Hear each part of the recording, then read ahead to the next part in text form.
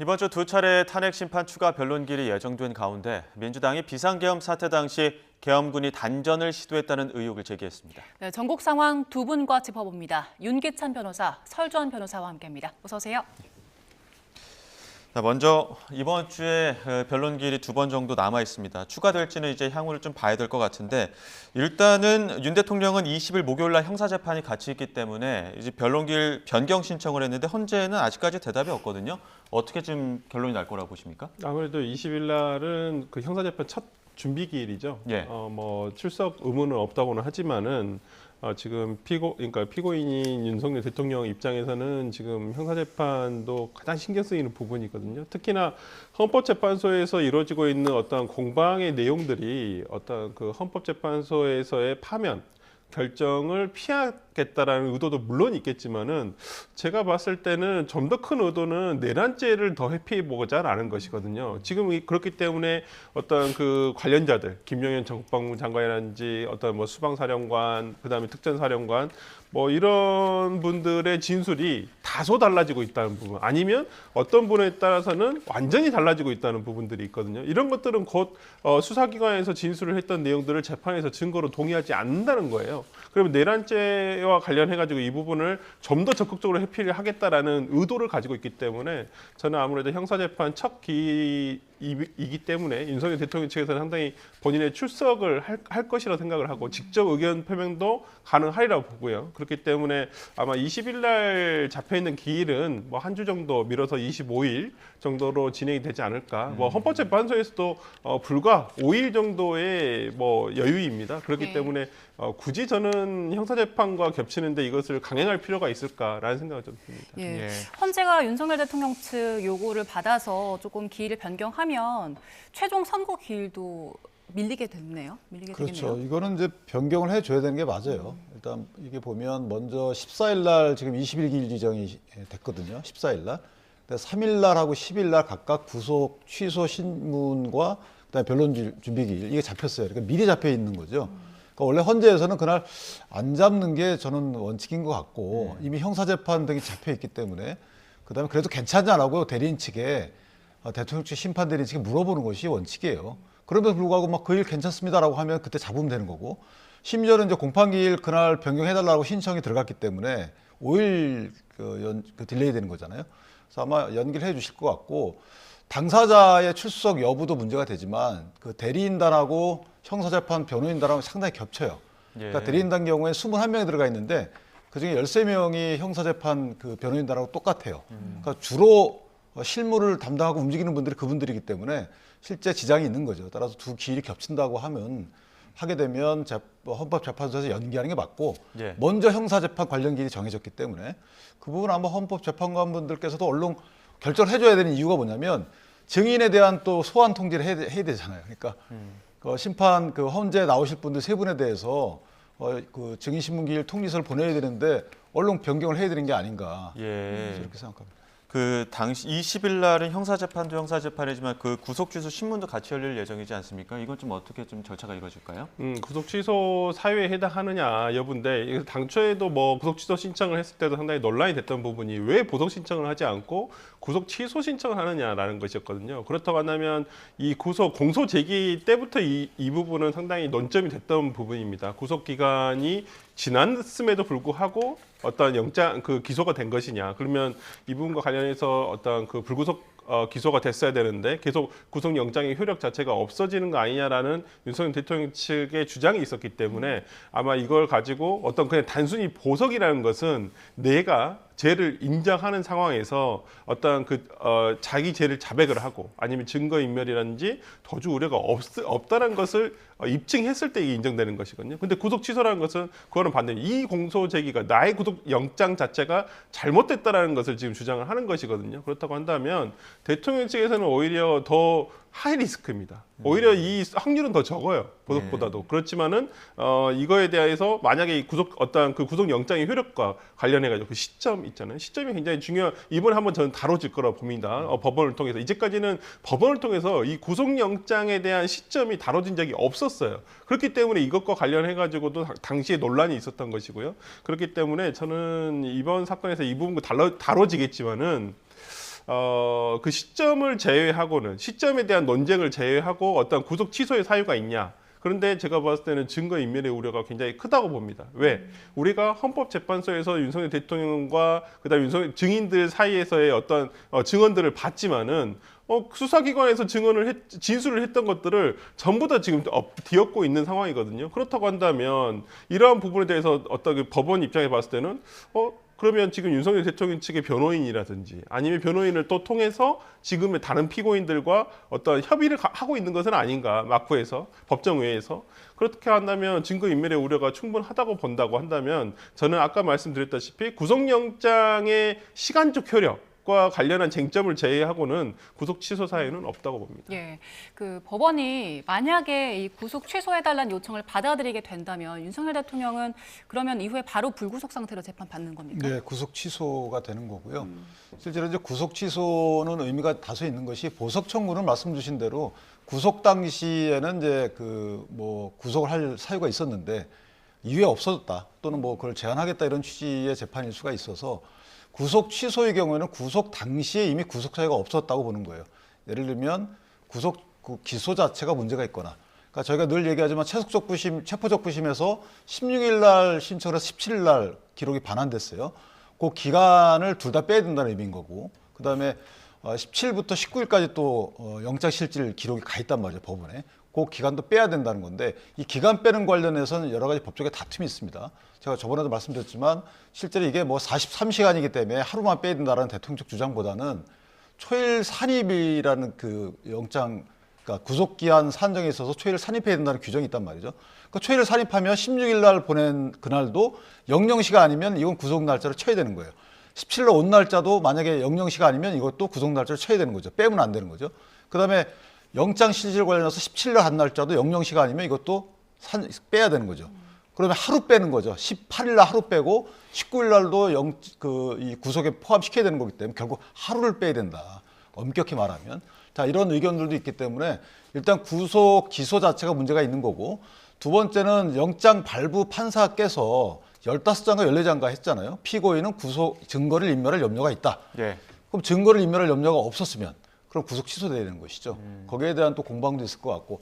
그러니까 그 당시 영장 발부한 판사께서 좀 자세한 설명해 줬으면 괜찮았을 텐데 예. 그 15장과 14자로 딱 말씀 주셨기 때문에 거기에 대한 다툼도 좀 없지 않아 있을 것 같다. 예, 설 변호사님 또 말씀하신 것처럼 20일 날 구속 취소 사유가 어떻게 좀 법원 판단이 나올지도 지켜봐야 될 것 같고요.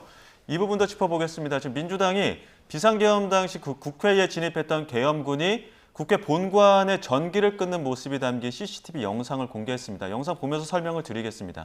지금 계엄군이 국회 본관에 들어온 모습입니다. 본관에 들어와서 엘리베이터를 타고 어딘가로 이동을 하죠. 자, 엘리베이터를 타고 지하 1층으로 들어간 모습입니다. 지금 지하 1층으로 내려와서 어딘가 두리번 거리면서 뭔가를 찾고 있습니다. 당시 현장에는 저 검은 옷을 입은 그 계엄군이 그 김현태 특임단장인데 지금 노란 동그라미, 저 빨간 동그라미에 쳐진 저 요원이 계엄군 요원 중에 한 명입니다. 지금 배전함으로 들어가서 배전함 그 전기 차단기를 끊는 모습이 보이는데요. 자, 이렇게 전력 차단기를 내리는 중간에 그 김현태 특임단장 같은 경우에는 어딘가로 전화를 하는 모습이 등장하기도 합니다. 자, 지금 저 노란색 동그라미로 쳐져 있는 저 김현태 특임단장은 계엄군을 좀 통솔을 하면서 어딘가로 연락을 했었던 그런 장면들이 보이기는 하는데요. 지금 이 CCTV 영상 어떻게 보셨습니까? 먼저 설 변호사님. 네, 그러니까 지금 국회 소추위원단 측 입장에서는 기존의 어떤 대통령 측에서 단전 단수가 지시가 없지 않았느냐 이 말을 반박하기 위한 저는 증거 영상으로 아마 제시를 했다라고 보고요. 그렇다고 한다면 오히려 그 단전 단수에 대해서 근데 그 단전 단수란 말이 대통령이 그 계엄과 관련해서 나왔을 때 누구도 그 얘기를 하지 않았었어요.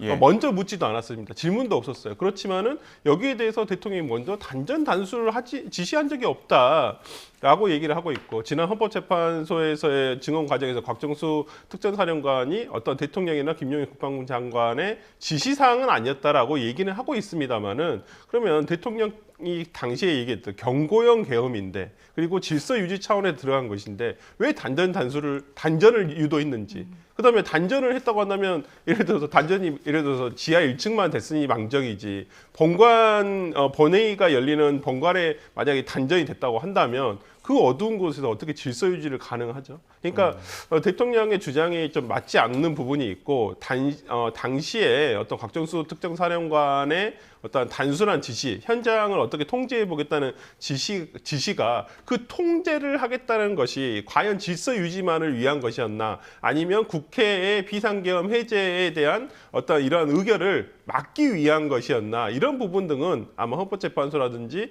나중에 이 부분과 관련해 가지고 국헌 문란의 목적의 어떤 한 행위로서 단전을 한 것은 아닌가라는 부분에서는 상당히 좀 참고할 만한 상황입니다만은, 윤석열 대통령의 어떤 직접 지시가 없다라고 하는 진술을 했기 때문에 어떤 직접 증거로 이걸 제시하기는 좀 어렵지 않을까 싶습니다. 자, 계속해서 그 국회 단전 CCTV 영상과 관련해서 얘기 나눠보겠습니다. 윤석열 대통령 측에서는 그동안 그 계엄군을 투입한 게 질서 유지를 위해서였다라고 주장을 하고 있지만 이렇게 CCTV가 공개가 됐고요. 이 영상에 대해서 일단 윤석열 대통령 측은 직접 지시한 적이 없다. 이건 곽종근 전 사령관이 임의로 지시한 것이다. 이렇게 주장을 하고 있거든요. 그 윤석열 대통령 측 변호인단의 그 말뿐만 아니고 곽종근 전 사령관도 그렇게 얘기를 했잖아요. 지난번에 심판적 증인으로 나와서 단전 단수에 관련해서 본인 판단이었다고 얘기를 하고요. 단전이라도 해봐야 되는 거 아니냐 이렇게 얘기했다는 거 아니에요. 그리고 그 대통령 지시였냐 그랬더니 본인이 판단이었다 이렇게 얘기를 했고, 김현태 특임단장도 유사한 얘기를 했어요. 그다음에 저 사안 보면은 아마 한병도 의원 등이 제기한 문제 같은데, 저 시간이 보면 1시 3분에 일단 그 국회 계엄 해제 요구 결의안이 통과가 됩니다. 그 통과된 이후에 저 차단기가 내려간 거예요. 그런데 저 안에 상황을 보면 그 당시에 누군가 와서 지금 그 해제 요구 결의안이 통과됐으니까 당신들 지금부터 여기 있으면 불법이다 이렇게 얘기를 했다는 거죠. 그 뒤에 가서 저 함을 내린 거거든요. 그렇기 때문에 저것은 계엄 해제 요구 결의안을 막기 위한 것은 아니었다는 것은 시간상 자명한 거고, 상황상. 그렇기 때문에 국회 기능마비와는 전혀 상관이 없다라는 부분이고, 또 하나 배전함이 국회에는 30개 정도 있다는 거죠. 그리고 본회의장은 3층이기 때문에 지하 1층에서 저렇게 내렸다는 부분은 김현태 그 특임단장이 얘기했던 것처럼 통제라는 것이 이게 이제 불도 그 장악하는 게 통제거든요. 예컨대 본인들은 이제 후레쉬 등의 보조 불빛이 있기 때문에 뭐 그런 매뉴얼상의 통제 목적이었다라는 점이 인정이 되게 되면 저는 뭐 크게 문제될 건 없다 이렇게 생각합니다. 말씀하셨던 그 김현태 707 특임단장이 그 증언 중에 나왔던 이야기가 있습니다. 어떤 이야기를 했는지 먼저 확인차 들어보겠습니다. 전기를 차단하는 방법이 없겠냐고 말씀하신 거는 00시 50분에 통화한 기록이 있습니다. 그때가 제가 2층에서 진입이 안 돼서 도대체 안에 사람이 엄청 많은 것 같은데 어떻게 생긴 거냐, 높은 데 올라가면 보이지 않겠냐 하면서 엘리베이터를 탔습니다. 그래서 4층에 올라갔는데 거기서도 뭐 진입을 막고 계셔가지고 두 번째 소화기 관련된 일이 있었습니다. 그리고 나서 사령관께 전화를 하면서 설명을 드렸습니다. 지금 뭐 여기도 사람 많고 못 들어간다, 이런 식으로 설명드렸는데, 그때 전기라도 뭐 차단하는 방법 없겠냐 이렇게 말씀하셔서 그럼 찾아보겠다 그러면서 지하 1층으로 이동했습니다. 예, 알겠습니다.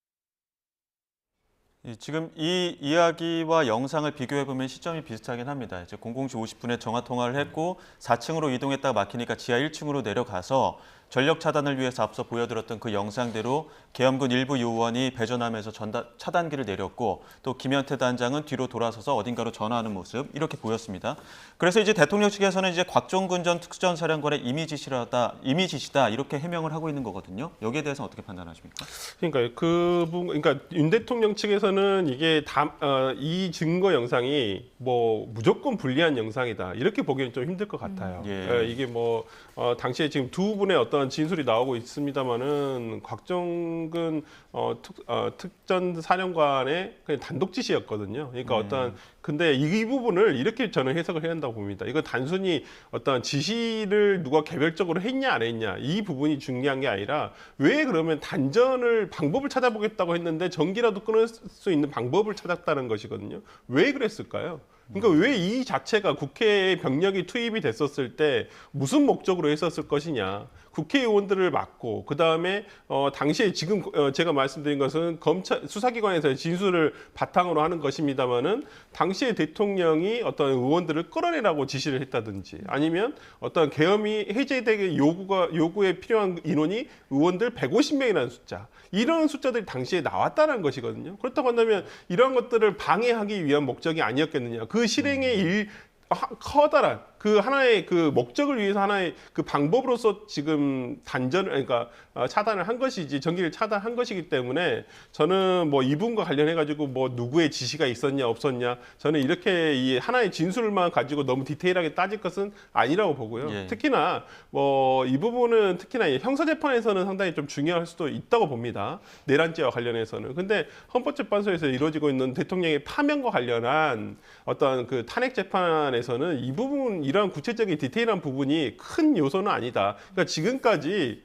헌법재판소에서 이루어지고 있는 재판 과정에서 어떤 그 큰 줄기를 보면 비상계엄에 해당하는 사안이 요건에 해당하느냐 안 하느냐, 비상 상황이었냐 아니었냐. 여기에 대해서 비상계엄이 꼭 필요했냐 안 했냐 이것만 따지면 되는 부분이거든요. 그렇기 때문에 저는 지금의 어떤 국회 단전 뭐 이런 부분에 대해서 국회 측에서 이것을 제공을 했습니다마는 이것이 꼭 뭐 대통령에게 유불리다 뭐 이걸 좀 떠나서 저는 뭐 어찌됐든 간에 실행의 한 단계가 있었다라는 부분은 이 팩트로 증명이 된 부분이기 때문에 뭐 대통령이 이 부분 지시했냐 안 했냐는 크게 중요하지 않다고 봅니다. 근데 이제 단전한 목적과 경위가 사실 불분명해요. 뭐냐면 애당초에 그러면 이 사람들이 곽정근 전 특수전사령관 등이 원래 부여받은 임무에는 없었다는 거잖아요. 그렇죠? 본인 판단에 상황 현장 지휘관이 자기가 판단해서 얘기를 한 거기 때문에 애당초에 대통령 등으로부터 부여받은 임무에는 단전 이런 건 없었다. 이게 하나 입증이 된 거고. 또 하나 시간상 아까 50분에 전화를 받았지만 실제로 본인이 단전을 시행한 것은 계엄 해제 결의 요구안이 통과된 이후예요. 예. 그리고 해제 결의안이 통과됐다는 것은 들어서 알게 된 거죠. 한병도 의원이 그 설명한 자료에 보면은 그 당시에 그 엘리베이터 앞에 있는데 누군가 다가와가지고 얘기해줬다는 거 아니었어요? 통과됐으니까 당신들 지금부터 불법이다 나가라 이렇게 얘기했다는 거잖아요. 그 다음에 가서 내립니다. 예. 따라서 해제 결의 요구안을 통과되지 못하게 할 목적은 아니었다는 부분이 있는 거고. 그다음에 김현태 특임 그 단장의 얘기에 따르면 진입을 못하니까 원래 거점 확보를 못하니까 소화기 갖고 저항하고 하니까 그 단전을 통해서 진입로를 확보하기 위한 목적일 수도 있는 거예요. 그러니까 그 부분은 지금까지 나온 장면과 상황 등을 볼 때 일단 대통령이 지시하지 않았던 부분은 분명한 거고요. 김영은 장관이나. 그다음에 목적 자체도 불명하고 시간상으로 보면 계엄 해제 요구 결의안을 무력화시키기 위한 것도 아니고 따라서 지금까지는 오히려 문제 제기한 한병도 의원 측에서 조금 더 보충 설명을 해야 되겠다. 예. 예.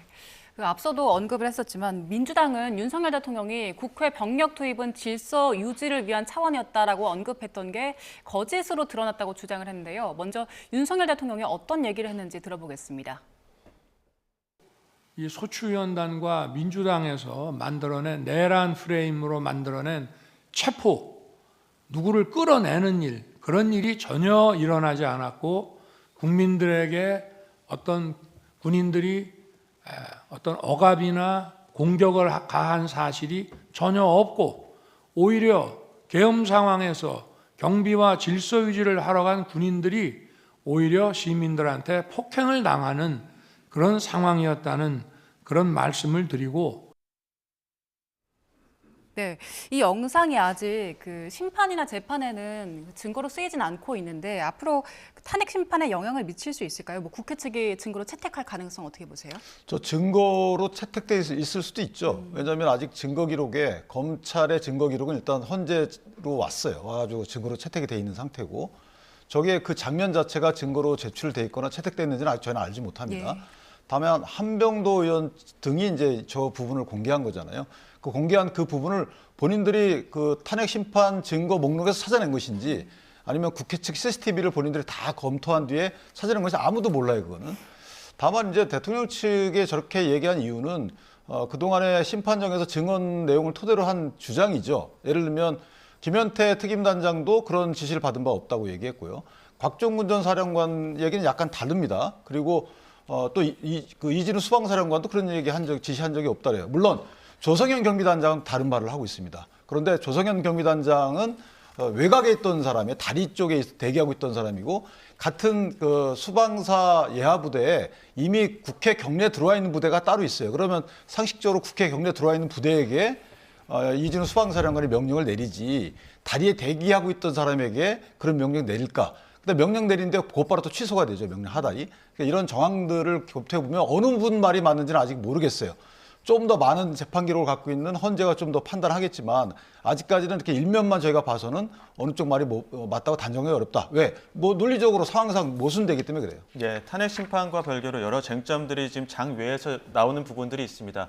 말씀하셨던 CCTV 영상도 그렇고 이번에 말씀 나눌 또 노상원 전 정보사령관의 수첩도 지금 쟁점으로 떠오르고 있는데 이 수첩 내용들이 많이 나오고 있습니다. 수거와 폭파, 사살, 그리고 언론인부터 정치인의 명단까지 나오고 있어서 이 부분과 관련해서는 탄핵 심판에 어떤 영향을 미칠까요? 저도 이 수첩의 신빙성 자체가 조금 문제가 될 것 같아요. 네. 지금 이제 문제가 되고 있는 것은 뭐 본인 스스로가 이 작성을 했냐 안 했냐라는 부분도 지금 얘기를 안 하고 있는 상황이고, 그 다음에 필적 감정도 본인 확인이 불가하다라고 볼 수 있거든요. 물론 정황상 뭐 사실적인 정황상 저는 뭐 본인이 다 작성을 했다라고 생각을 하고 본인의 어떠한 계획을 다 썼다라고 생각합니다. 물론 이 계획이 뭐 구체적으로 김영현 국방부 장관에게 보고되었다거나 아니면 김영현 국방부 장관을 통해서 윤 대통령까지 이러한 내용의 어떤 실행 계획으로서 구체적으로 제시가 됐는지 이런 부분 등은 어떤 수사 과정에서 어떤 확보된 증거가 있는지 이거는 좀 확인을 해봐야 될 것 같고요. 하지만 이것을 헌법재판소에서 이 수첩의 내용만을 가지고 어떤 판단을 하기에는 너무나 내용이 황당하고 어떤 좀 증거로서 법적인 증거로서 예. 좀 삼기에는 조금 어려움이 있지 않나라는 생각은 그러니까 변호사로서는 저는 생각을 해봅니다. 그러니까 너무 내용 자체가 뭐 물론 이렇게 이런 상황을 보니 뭐 가상에서 소설에 가까울 정도로 썼지만은 근데 이제 그것이 만약에 이 비상계엄하에서 실행이 됐다라고 한다면 정말 상상할 수도 없는 끔찍한 일이 벌어졌을 거라 생각을 합니다만은 어찌됐든 간에 우리가 지금 헌법재판소라든지 그다음 법정에서 이루어지고 있는 것들은 구체적이고 객관적이고 어떤 그 신빙성이 있는 사실을 가지고 판단을 할 수밖에 없는 상황이기 때문에 뭐 이런 언론 보도를 통해서 이루어지고 있는 노상원 씨의 수첩 내용이라든지 이런 부분 등이 법정에서까지 그것을 증거로서 채택을 하기에는 조금 어려움이 신빙성 자체가 조금 저는 낮다라고 생각하기 때문에 어려움이 있지 않을까 싶습니다. 네. 민주당에서는 일단 명태균 특검법 27일 본회의에서 처리하겠다라고 못을 박은 상황입니다. 명태균 게이트가 비상계엄의 트리거가 됐다. 그리고 명태균 특검이 계엄의 동기를 밝히는 핵심이 될 것이다. 이런 주장하고 있는데 일단 민주당 주장에 대해서는 어떤 입장이세요? 저는 맥락이 일단 이해가 안 돼요. 그러니까 명태균 관련 중간 수사 결과가 발표가 오늘 있다고 아마 그렇게 제가 알고 있는데 중간 수사 결과를 토대로 해서 뭐 특검을 추진하고 뭐 이렇게 되는 게 순서로 맞는 것인데 지금 어쨌든 탄핵 심판 국면에서 본인들이 의도했던 바와 다른 양상으로 전개가 되고 있고 그렇게 만약에 본인들이 만약에 진상규명의 의도가 있었다면 김현태 특임단장을 특조위에 다시 또 증인 명단에서 뺄 이유가 없어요.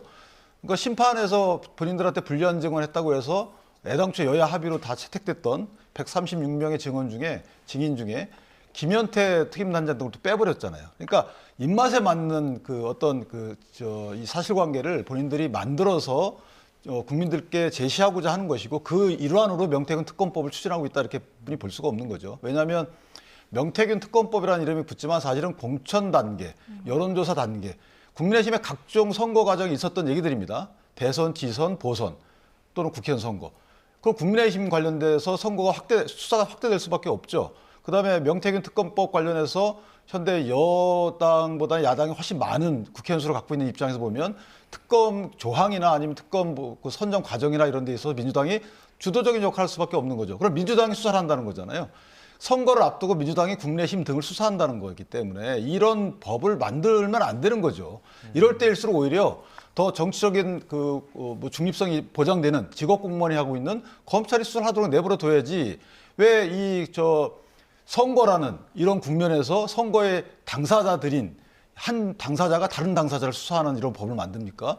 있을 수 없는 거라고 봐요, 저는 개인적으로. 예, 그러니까 어제 민주당 박찬대 원내대표도 직접 기자간담회 열고 그 배경을 설명을 했었는데, 그러니까 계엄 전날 김건희 여사와 국정원장의 문자 메시지, 혹은 명태균 씨 측의 어떤 황급폰 공개 여부 이런 것들이 나오다 보니까 결국엔 다 연결이 되어 있다 이렇게 주장을 하고 있거든요. 여기에 대해서 어떻게 판단하십니까? 뭐 뭐 명태균 씨의 일단 주장도 있었고요. 뭐 본인의 어떤 이 황금폰 때문에 그런 거 아니겠느냐 주장이 있었는데 저는 모르겠습니다. 그러니까 이 사건의 실체에 대해서 전혀 뭐 좀 알려진 바가 없어요. 수사 기록이라든지 이런 부분들이 알려진 바가 없는 상황에서 그냥 추론만으로 얘기하는 건 참 한계가 있어서 제한적입니다만은 저는 일단 그 민주당에서 이 명태균 게이트와 관련한 특검법을 추진을 하면서 또 명태균 씨는 공익제보자로서 지금 또 지금 추진을 한번 검토를 해보고 있다라고 얘기를 하고 있거든요. 좀 상호 모순되는 건 아닌가. 명태균 게이트에서 가장 핵심 인물, 핵심 범죄자가 명태균 씨예요. 근데 핵심 범죄자를 공익제보자로서 인정을 하겠다? 조금 저는 이해되지 않는 이게 왜 이렇게 할 수가 있지? 그러면 그러니까 예를 들어서 아까 말씀드렸습니다마는 정말 어찌 보면 지금 탄핵 전국과 그다음에 대선 전국을 앞두고 있는 어찌됐든 간에 언제 열릴지 모르겠습니다만 대선이 언제 열릴지도 모르는 상황에서 지금 뭐 어느 정도 정파적으로 조금 이해관계가 있는 상황인데 여기에 대해서 명태균 씨만을 예를 들어서 공익제보자로 인정하겠다. 그러면 이것은 민주당 측에서 우리가 봤을 때 민주당 입장에서 봤을 때 민주당에 유리한 증언을 한 사람에 대해서는 우리가 공익제보자 보호를 해주고 그다음에 나머지에 대해서는 보호하지 않겠다. 이런 식으로 비칠 수도 있거든요. 그러니까 저는 이렇게 추진해서는 안 된다고 생각해요. 물론 저는 명태균 게이트에 대해서 검찰에서 충실하게 수사가 된다고 생각을 하고 그 충실한 수사가 이루어지지 않았을 때는 특검으로도 저는 이것을 결과를 내야 한다고 생각을 하지만은 지금의 민주당이 보여주고 있는 예를 들어서 명태균 씨를 공익제보자로서 검토를 하겠다 이런 부분이 저는 언론에 나와서는 안 된다고 보거든요. 예. 당에서도 그런 검토를 해서는 안 되고 저는 그렇기 때문에 명확하게 어떤 객관성이 보장될 만한 특검 추천이라든지 어떤 수사 범위라든지 이런 것들을 명확하게 추진을 해서 해야지. 예를 들어서 지금 김건희 특검법도 관련해 가지고 지금 뭐 제2 요구가 들어왔습니다만 제2 요구도 지금 어제 붙이지 못하고 있는 상황 아니겠습니까? 그런 상황에서 그냥 명태균 특검법을 다시 추진하겠다. 그럼 저는 똑같은 또 추진하고 제2 요구 다시 거부권 행사되고 제2 요구하고 저는 또 이런 상황이 온다는 것이 민주당에게 그냥 과연 유리만 할까라는 그런 생각이 좀 듭니다. 예. 자, 그리고 윤석열 대통령의 탄핵 심판 2번의 변론 기일이 이번 주에 잡혀 있는데요. 화요일에는 이제 서면 증거 검토를 하고요. 목요일에는 윤석열 대통령 측에서 신청한 증인 3명에 대한 신문이 이루어집니다. 한덕수 총리 그리고 홍장원 전 1차장, 조지호 경찰청장이 나올 텐데 헌재 심판 두고 계속해서 여권 쪽에서 공정성 논란이 제기가 됐었잖아요. 헌재 쪽에서 어느 정도 정당성을 확보하기 위해서 윤석열 대통령이 신청한 3명의 증인 채택했다고 볼 수 있을까요? 조지호 청장은 증인이 유지된 걸로 보는 것이 정확한 것 같고요.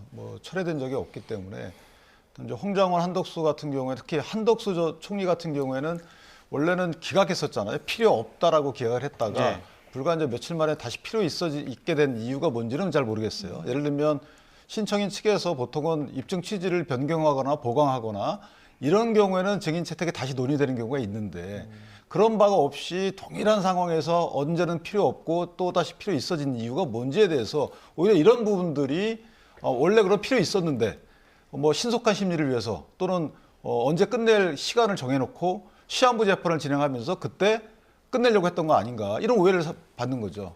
그래서 지금 결국 필요 있다는 거잖아요. 그럼 기존에는 필요 있는데 안 하려고 했던 것이고 자 이렇게 보여지기 때문에 오히려 더 국민들 시각에서 보면 또는 여당 시각에서 보면 재판 자체를 사실관계를 규명하는 것을 전제로 해서 거기에 대해서 법적 평가를 하는 것이 재판인데 사실관계 확정 내지 규명에 너무 소홀히 한 것 아닌가라는 비판을 받고 있는 거죠. 그래서 저희가 편향성이라는 단어를 쓰지만 편향성이라는 것은 저 밑에 있는 인과관계 중에 하나고 그럼 왜 사실관계 규명하는 증거 조사 과정을 이렇게 소홀히 하느냐 이 부분은 문제가 있는 거예요. 예. 만약에 증거에서 검찰 수사 기록이 헌재로 가지 않았다면 그렇게 대통령 대리인 측에서 얘기할 근거는 없죠. 그런데 검찰 수사 기록이 전부 다 증거로 채택해 놓고 검찰 수사 기록에 있는 여러 가지 증인들에 대해서 조금 더 알아보겠다고 하는데 그 형사 절차에서 당연한 거거든요.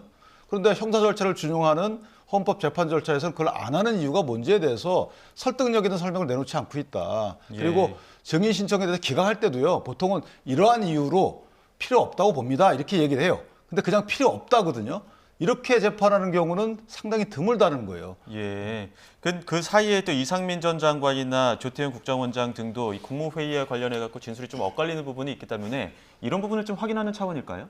그러니까 저는 지난번에 오히려 한덕수 국무총리에 대한 증인이 기각된 부분이 오히려 의아스러웠습니다. 당연히 당시에 국무회의의 첫 번째 의장이 대통령이고요. 그 다음 순위가 국무총리예요. 그리고 네. 그 당시 현장에 있었던 인물이기도 하고요. 그렇다고 한다면 그리고 당시에 이것을 강하게 반대하면서 그 다음에 대통령을 만류했던 인물이기도 하거든요. 그렇다고 한다면 이 당시 상황을 누구보다도 정확하게 진술을 할 만한 인물 중에 한 명이 한덕수 국무총리였다고 생각을 하는데 뭐 헌법재판소에서 왜 기각을 했는지에 대해서 조금 저는 개인적으로 상당히 의아했던 부분인데 이번에 조금 이걸 다시 채택을 하면서 이 부분과 관련해 가지고 뭐 최근에 어떤 헌법재판소 주변에서 이루어지고 있는 뭐 법정 외에서의 어떤 논란들 특히나 왜 그러니까 어떤 그 공정성을 담보해야 되는데 어떤 신속성만을 강조하고 있는 것은 아닌가 이런 비판들이 좀 이어지고 있거든요. 저는 어떤 재판보다도 중요한 재판입니다. 대통령에 대한 파면을 가져올 수도 있는 재판이고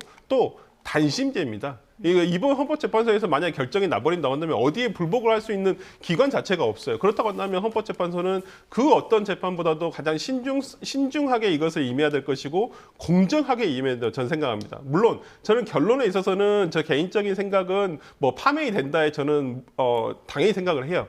어찌됐든 간에 대통령이 비상계엄 상황이 아님에도 불구하고 군인을 동원한 군 병력을 이용한 비상계엄을 선포를 했기 때문에 이것은 헌법을 위반한 것이고 이건 대통령의 직을 수행할 수 없을 정도의 중대한 위법이라고 생각을 하지만 이런 어떤 파면 자체를 받아들일 수 있게끔 국민의 대다수가 어느 정도 받아들일 수 있게끔 헌법재판소에서 절차 보장을 해야 한다는 부분에서는 저는 명확하거든요. 그렇다고 한다면 지금 헌법재판소가 충실히 저는 심리하고 있다고는 보이지만 그래도 대통령 측에서 신청한 증인들에 대해서 어느 정도 한마디라도 들어볼 시간이 있다면 일부이라도 들어볼 증언의 내용이 있다라고 한다면 그건 채택을 해서 받아주는 게 중요하다고 봅니다. 그런 면에서라면 한덕수 총리에 대해서 증언이 반드시 저는 들어봐야 한다고 생각을 하고요.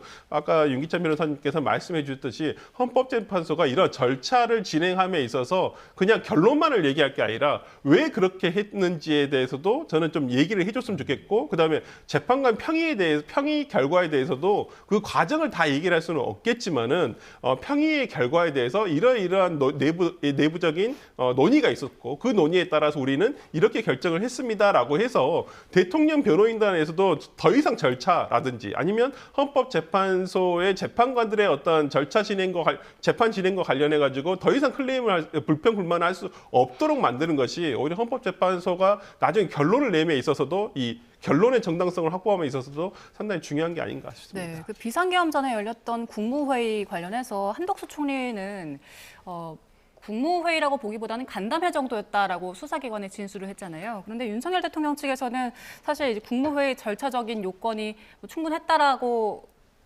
강조를 해야 되는 상황인데 이 증언대로라면 그렇게 윤석열 대통령 측에는 유리한 증인이 아닐 것 같은데 왜 채택을 했을까요? 증언은 이제 사실관계를 얘기하는 게 증언이에요. 본인의 그 당시에 소회 내지 본인의 평가를 물어본 건 아니거든요.